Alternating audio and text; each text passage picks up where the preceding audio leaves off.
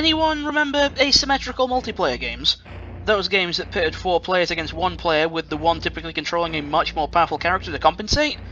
Yeah, it didn't really stick around all that long, despite being heralded as the next big thing for multiplayer, seeing as the main flagship of the genre, Evolve, basically flopped like a dead fish upon launch, and other games that tried a similar style fell into relative obscurity.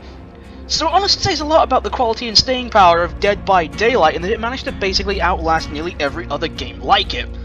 Might also have something to do with the fact that it's basically a playable slasher movie, with 1 player taking control of the killer and 4 others playing as defenseless survivors. As survivors, it's your job to work as a team to escape the killer and survive the round by repairing and activating all the generators on the map to open up your escape route, and as the killer, it's your job to hunt down each of the survivors and impale them on hooks as a sacrifice to the entity that brought everyone here in the first place. I probably made that sound incredibly simple, but you have all these little nuances like the survivors being able to stun the killers with flashlights, knock over wooden pallets to temporarily trip the killers up, and all the different perks and abilities of the various survivors and killers that change up the gameplay in various ways. Yeah, the game may have launched with only 4 survivors, Dwight, Meg, Claudette, and Jake, and 3 killers, the Trapper, the Wraith, and the Hillbilly. It's since seen an explosion of new content added through the various DLC chapters, bringing with it some varied and admittedly pretty interesting killer concepts such as the Plague, the Spirit, the Deathslinger, and the newest killer of the time of recording, the Blight.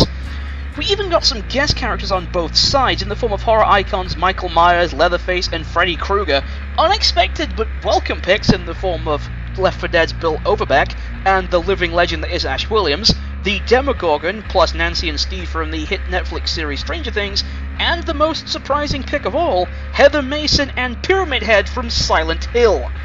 Kinda embarrassing how a lot of these properties have been treated way better by this game than they have by their respective rights holders in recent times, but it's nice to see just how much work has been put into making these guys play how you expect, and how much it feels like you're essentially an interactive horror movie.